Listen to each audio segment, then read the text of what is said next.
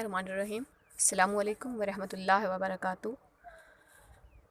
Viewers, मुझे और आप लोगों को बहुत दफ़ा एक जुमला सुनने को, पढ़ने को और लिखने को मिला होगा, जो किसी दना शायर ने पाकिस्तान के बारे में लिखा था कि तेरे खेत सोना उगलते हैं।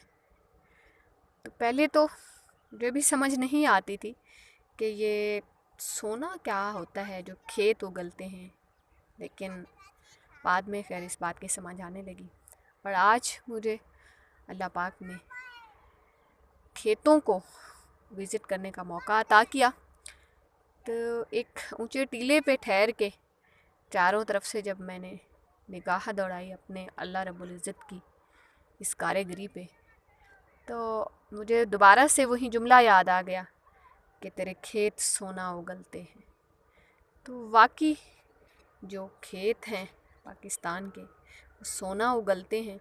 तो आप लोग देखें किस कदर अल्लाह रब्बुल इज़्ज़त की खूबी, अल्लाह रब्बुल इज़्ज़त की शान, अल्लाह रब्बुल इज़्ज़त की कारीगरी को बयान करता हुआ ये गंदम का खेत जो है पककर इंसानों, हैवानों सबके लिए तैयार है।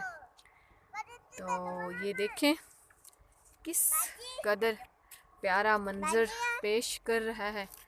सूरज ढल रहा है और जी मुख्तलिफ़ जगहों पे आप सबको यहाँ पे लोग नज़र आ रहे होंगे जो कि गंदम की कटाई कर रहे हैं।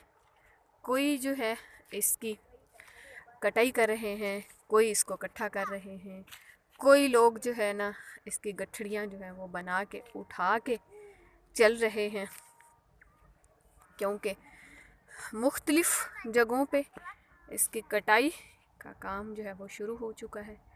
इसीलिए यहाँ खड़े होके दूर दराज जगहों पे लोग जो है गंदम की मुख्तलिफ़ कटाई की मुख्तलिफ़ सरगर्मियों में मशगूल हैं।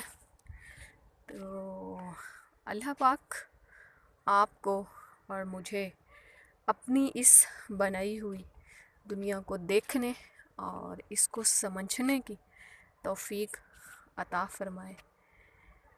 अल्लाह हाफ़िज़।